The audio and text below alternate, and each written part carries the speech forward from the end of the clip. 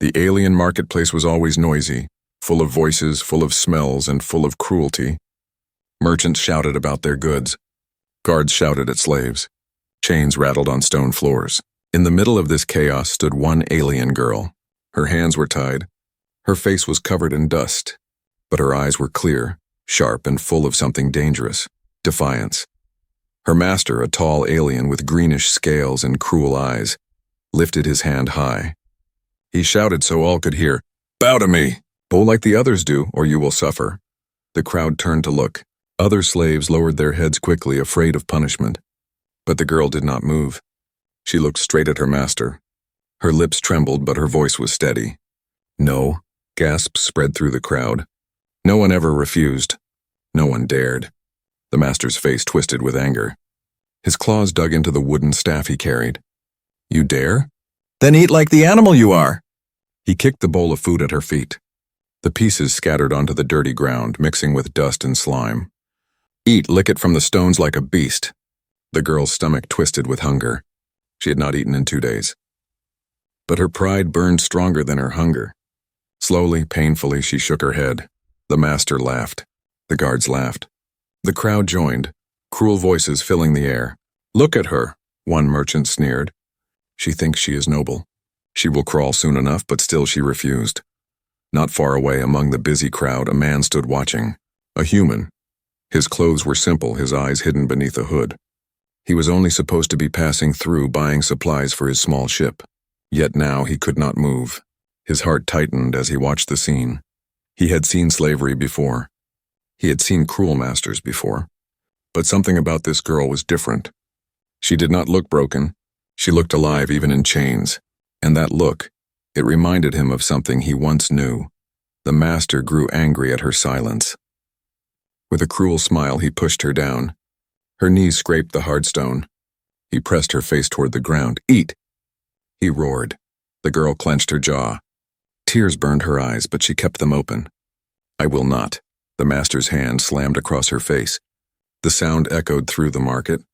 The crowd laughed again. "Foolish girl," someone shouted. "She will die." The human clenched his fists. His jaw tightened. He wanted to step forward. He wanted to stop this. But he forced himself to stay still.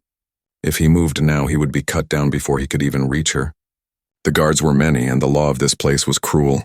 Outsiders who interfered disappeared without a trace. Still, his eyes never left her. The master finally snapped his fingers. "No food until she learns, no water. Throw her into the dust." The guards dragged her to the corner of the marketplace near the trash heaps. They threw her down like she was nothing. The human's heart twisted again. He saw her hands trembling, her lips dry. She turned her face away from the scraps on the ground. She would rather starve than bow. The sun burned above. Hours passed. The crowd changed. But the girl remained there, lying weak in the dirt. Sometimes she lifted her head.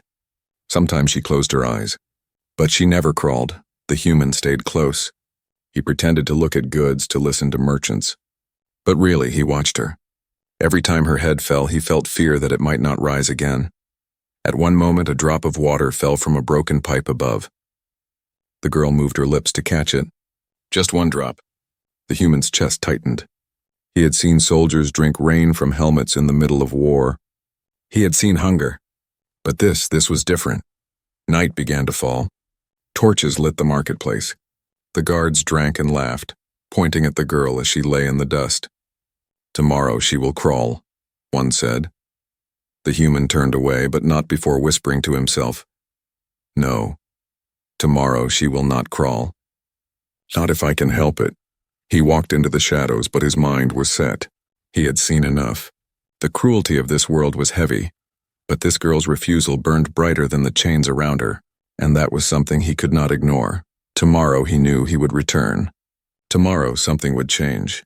Morning came, and the market of chains was alive again. Merchants shouted, guards barked orders, and slaves shuffled with tired eyes. But in one corner, near the trash heaps, the alien girl still lay in the dust. Her lips were dry, her face pale, but her eyes had not broken. She had not eaten, she had not bowed. Her master returned, tall and cruel, with 2 guards behind him. He looked down at her and shook his head in disgust. "Still proud? Still refusing? Then today you will learn what happens to those who reject me." The crowd gathered quickly, curious to see the punishment. Cruelty was entertainment here. One merchant whispered, "She is stubborn, but no one survives without food. She will beg soon." Another laughed. "Or she will die and the master will sell her bones for decoration." The girl struggled to sit up. Her body trembled, but she held her head high. "I am not your animal," she said softly. The master's face darkened. With a gesture, he ordered the guards forward. They dragged her by the arms and threw her onto the stone platform in the center of the market. Everyone could see her now. The human was there too, hidden among the buyers. His hood covered his face, but his eyes never left her. He had returned as he promised himself. He watched with silent rage as the guards brought out a bucket of dirty water mixed with scraps. They threw it on the ground in front of her. "Drink!" the master shouted. The girl looked at the muddy puddle, then back at him. Her throat ached for water, her stomach twisted for food, but her spirit still burned. Slowly, painfully, she shook her head. The master's claw cracked against her cheek again. Blood trickled down her lip. The crowd cheered like it was a show. "Crawl, lick the dirt," someone shouted. But she did not. The human's fists tightened inside his sleeves. Every part of him wanted to strike the guards, to grab her and run. But he forced himself to wait. If he acted now, he would be cut down before he could even reach the platform. He needed to be smart. He needed to plan. The master, frustrated, ordered, "Starve her. No food, no water, not until she bows. Let the whole market see what happens to rebels." The guards tied her back against a post at the edge of the square. They left her there, weak under the burning sun. People passed, some laughing, some throwing scraps of spoiled fruit at her. Children mocked her, crawling in the dirt, pretending to be animals. But still, she kept her dignity. Hours passed. The human stayed nearby, pretending to browse the market. He bought small things to avoid suspicion, but his eyes always drifted back to her. Every time her head dropped forward, he felt fear. But then she lifted it again, and his fear turned to admiration. He asked himself why. Why her? He had seen slaves before. He had walked past misery before. But something about this girl, something unbreakable inside her, would not let him turn away. She reminded him of soldiers he once knew, men and women who refused to surrender even when the battle was lost. Night came again. The marketplace grew quieter. The torches flickered and the drunken laughter of guards echoed. The girl's body shook from weakness. At one point, her head fell forward and did not rise for long moments. The human almost moved, almost revealed himself. But then her head lifted again. Her eyes, weak but still burning, looked up at the stars. The human whispered to himself, "She refuses to break. If she can endure this, then I can act. Tomorrow I make my move." But the danger was real. The master was cruel and his guards were many. The human knew that helping her would put his own life at risk. If he failed, both of them would die. If he succeeded, the whole city might hunt them. Yet deep inside he felt no fear, only resolve. The girl, meanwhile, began to dream. Hunger twisted her mind, but she saw flashes of her home, her family, the days before chains. She remembered laughter, soft voices, warm hands, and now chains, dirt, cruelty. Still, she whispered to herself, "I will not crawl. I will not." The human stayed in the shadows until the market grew empty. He watched the guards change shifts, watched how they carried keys, watched the pattern of their patrols. He memorized every detail. His plan was beginning to take shape. Far away, the master sat in his hall, drinking wine and laughing with his allies. "Tomorrow," he said, "she will beg. If not, her body will feed the animals." But the human whispered a different promise to himself in the dark. "Tomorrow she will be free." The night grew colder. The girl leaned against the post, weak and fading. The guards ignored her now, certain she would break by morning. But her spirit whispered against the silence of the night. And somewhere in the shadows, a human prepared to risk everything. The night was cold, and the alien city never truly slept. Fires burned in iron bowls, guards marched lazily through the streets, and drunks laughed in the shadows. But in one corner of the marketplace, the girl still hung against the post. Her body was weak, but her eyes, though heavy, were still open. She refused to bow. Not far from her, hidden behind a broken wall, the human watched. He had followed the guards earlier, memorized their routes, counted how many keys hung from their belts. He had listened to their careless talk while they drank. Now in the stillness of the night, he studied every movement. To others, she was only a stubborn slave, but to him she had become a symbol, He saw courage where others saw weakness. He saw fire where others saw a dying girl. And deep inside he knew he could not walk away anymore. The girl's lips moved faintly. She whispered to herself, words too soft for anyone else to hear. I will not crawl. I will not beg. The human could not hear her voice, but somehow he understood the meaning. One of the guards walked by and threw a bone at her feet, laughing. Eat, animal, he mocked before leaving. The girl turned her face away, her pride stronger than her hunger. The human's jaw tightened. He reached inside his cloak and touched the small pack he carried. There was food inside, dry bread and a water flask. He could not give it to her now, not with guards so near, but the thought of her thirst gnawed at him like fire. Hours passed. The market grew quiet. The guards slouched at their posts, some even dozing. The human waited until the torches dimmed and the noise of laughter faded. Then like a shadow he moved.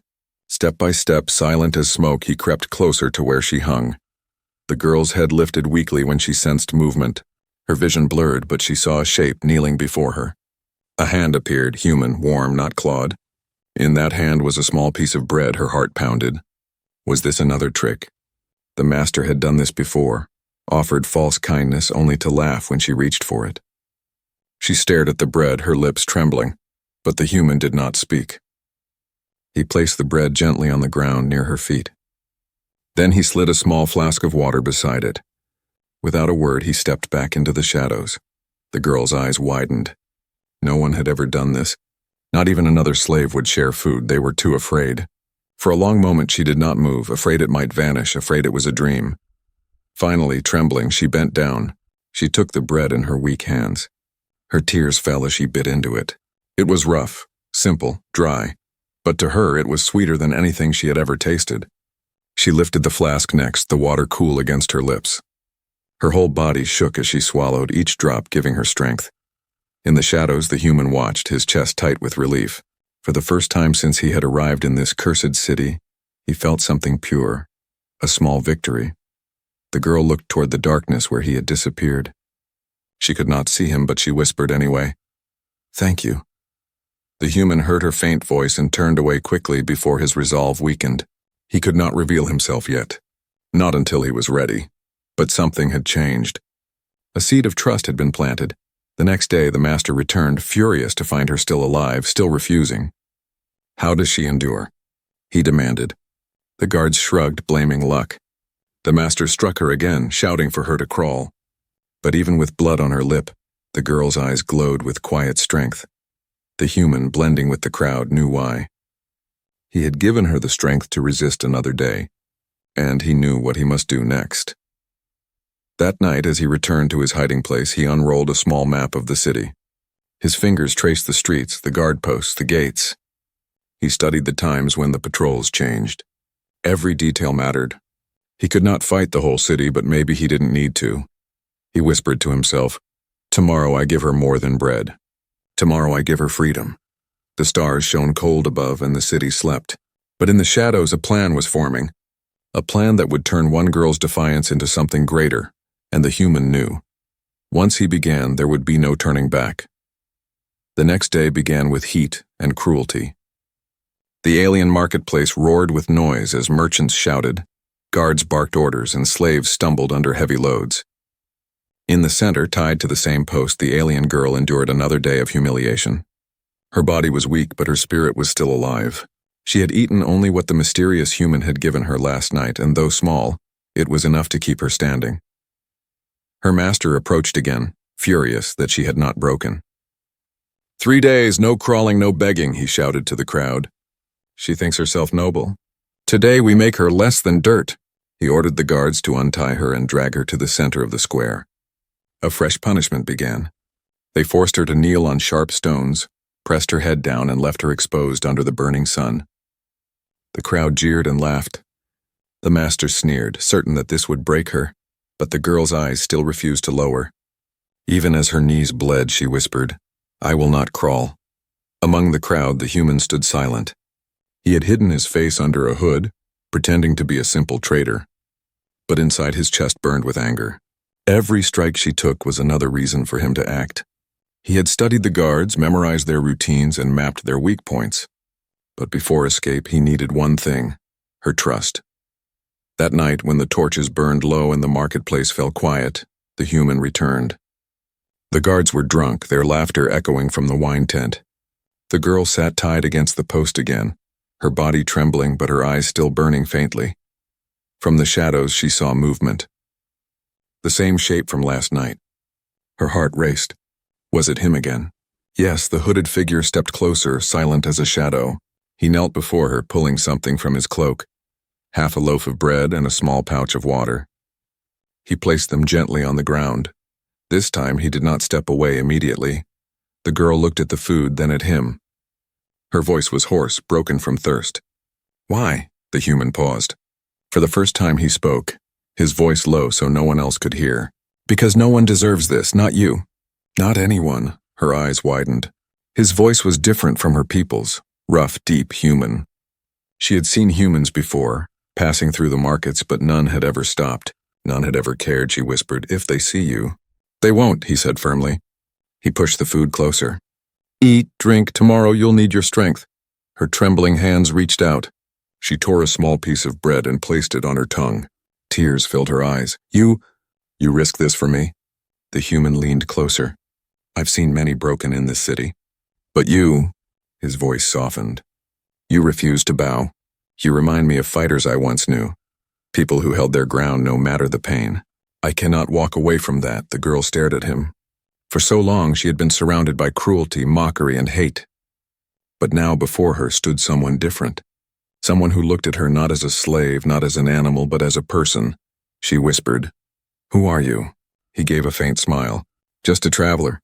But tomorrow I will be more than that. Tomorrow I will be your way out." Her breath caught. "You would free me?" "Yes," he said, his eyes burning with determination. "But you must trust me. Trust." The word echoed inside her. For months she had trusted no one. Every hand offered to her had turned into a fist. Every promise had become a chain. But this human's eyes, they were steady, strong, not like the others. Slowly she nodded. "I trust you." The human's chest tightened at her words. He rose to his feet, pulling his cloak tighter. "Tomorrow night. Stay strong. When the guards drink and sleep, I will come." He stepped back into the shadows. The girl held the bread close, her heart pounding. For the first time in what felt like forever, hope flickered inside her chest. The night passed slowly. Every sound made her heart jump. She feared the human might not return, that it was all a dream. But deep inside, something told her he was different. He would keep his word. Meanwhile, in a hidden corner of the city, the human sharpened a small blade and checked his supplies. His plan was dangerous, but he had prepared carefully. He had watched the guards long enough to know their weaknesses. He whispered to himself, "Tomorrow, no more chains. Tomorrow she walks free." The stars burned above, silent witnesses to the promise made between a human and a broken but unyielding girl. And as the city slept, the first spark of rebellion glowed in the dark. The sun rose heavy over the alien city, painting the stone walls red. The marketplace filled with voices again, louder than before. Merchants shouted, guards laughed, chains rattled. In the center, tied once more to the post, the alien girl stood weak but unbroken. Her master strutted proudly, boasting to other merchants. "See her? Still refusing, but soon she will crawl. I will break her, and when she bows, the whole market will know no one defies me." The crowd clapped, cheering his cruelty, but hidden among the buyers, the human listened silently. His hood shadowed his face, his eyes cold as steel. He had promised her freedom, and today that promise weighed heavy on his heart.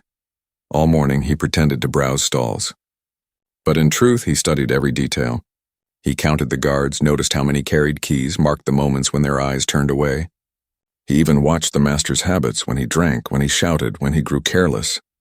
By midday, he had learned enough. The guards were predictable, overconfident.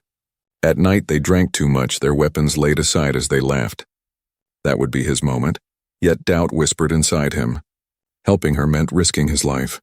If he was caught, the master would not kill him quickly. He would be chained beside her, humiliated, tortured. But then he looked at her.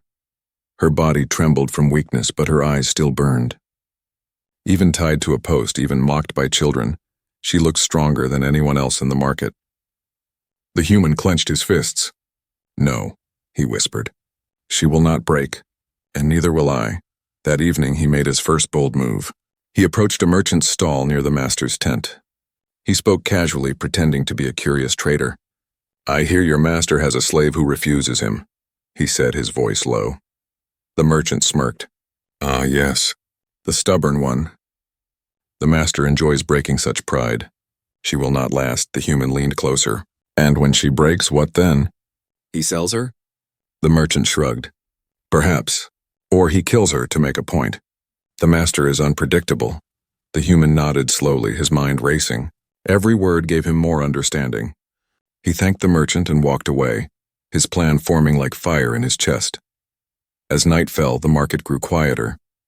Torches flickered, shadows stretched long. The master returned to his hall to drink with his allies, while the guards gathered around a fire, laughing and passing bottles of sour wine. Their voices grew louder, their steps slower.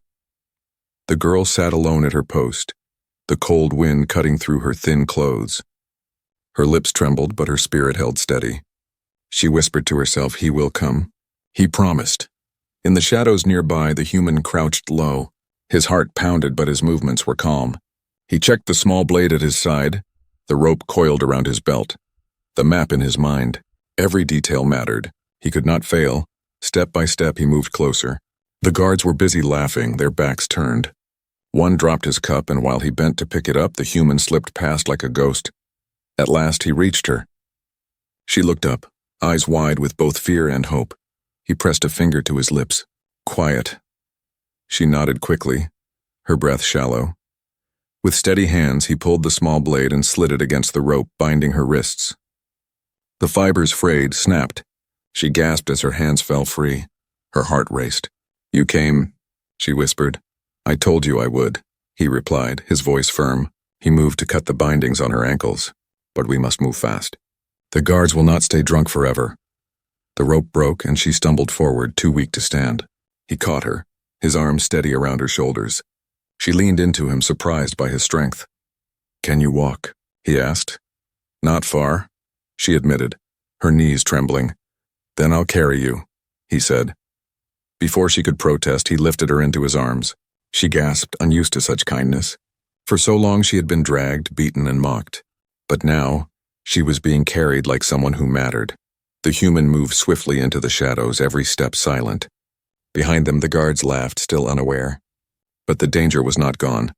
At any moment, someone could turn, someone could shout, and the chase would begin. The girl buried her face against his shoulder, her whisper faint but full of wonder. "Why risk yourself for me?" His jaw tightened. "Because you refused to bow. Because you showed me something I thought I had lost." She closed her eyes, tears sliding down her face. For the first time since her capture, she felt more than survival. She felt hope. And as the human carried her into the dark alleys beyond the market, the first true step of their escape began. The night air was sharp and cold as the human carried the alien girl through the narrow alleys of the marketplace. Her body was light in his arms, too light, as if hunger had carved her into bone and shadow. But still her eyes were open, watching the darkness pass around them. "Hold on," the human whispered, his steps quick but careful. She clung to him weakly, whispering, "They will hunt us. They always hunt." He tightened his grip. "Then we stay ahead." Behind them, the marketplace still glowed with torchlight. The guards laughed around their fire, but one turned suddenly. His eyes narrowed. "Wait, where is she?" The human heard the shout echo like thunder. His heart slammed in his chest. The hunt had begun. "Freeze!" the guard roared. Others leapt up, grabbing their weapons. Chains rattled, boots pounded against the stone ground. The human didn't wait. He darted into a side street, holding the girl tight. She gasped as the world blurred past her. The city was a maze of alleys, stairs, and broken walls, but he moved as if he had memorized every turn. In truth, he had. For days he had studied, planned, prepared for this moment. The guards split into groups, shouting orders. "Search every corner. Don't let them escape." The human ducked behind an abandoned stall, pressing his back against the wall. His breath came fast, but his mind was sharp. He set the girl gently on her feet. "Can you stand?" he asked. Her legs trembled, but she nodded. "For a little while." "Good. Stay close to me. No matter what happens, don't let go." She reached for his arm, her thin fingers gripping tightly. For so long she had been alone, but now she wasn't. They moved together through the shadows. Twice guards passed near, their torches glowing like angry suns. The human held her close, steadying her breaths, waiting until danger passed. But luck does not last forever. One guard spotted movement. "There, the human!" he shouted. Blades flashed, feet thundered. The human grabbed the girl's hand and pulled her forward. "Run!" Her body screamed in pain, but her will pushed her legs. Together they raced down the narrow path. Behind them, the guards cursed, their boots pounding louder. The human knew they could not outrun them for long. He dragged her into another alley, pulling a small smoke canister from his cloak. With a sharp twist, he threw it against the ground. Thick smoke exploded, filling the street. The guards coughed and stumbled, their shouts turning to confusion. Where did they go? In the haze, the human guided her through a hidden passage behind a crumbling wall. "This way!" They crawled through the narrow tunnel, stones scraping their hands and knees. The girl gasped, fear clawing at her throat, but the human's voice was steady. "Almost there. Don't stop." At last, they emerged into a quiet street on the edge of the city. The noise of the market was far now, but the hunt was not over. The guards would not stop. The girl leaned against him, her body shaking. Why do this for me?" He looked at her, his face hard but his eyes soft. "Because I cannot stand by and watch cruelty win." You refused to bow. That courage, it deserves freedom. Tears welled in her eyes. For so long, every word spoken to her had been cruel. Now for the first time, kindness felt real. But before she could answer, a horn blasted through the city. A warning.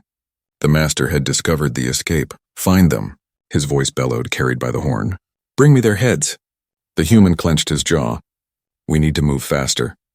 He guided her toward the outer wall where shadows stretched long and broken. But the sound of guards grew closer again. Torches flickered in the distance, spreading like fire through the streets. The girl stumbled, nearly falling. He caught her, lifting her once more into his arms. "We're not stopping," he said. Her head rested against his chest, her voice faint. "If they catch us, he will kill you." "Then I'll make sure they don't," he replied, his steps firm.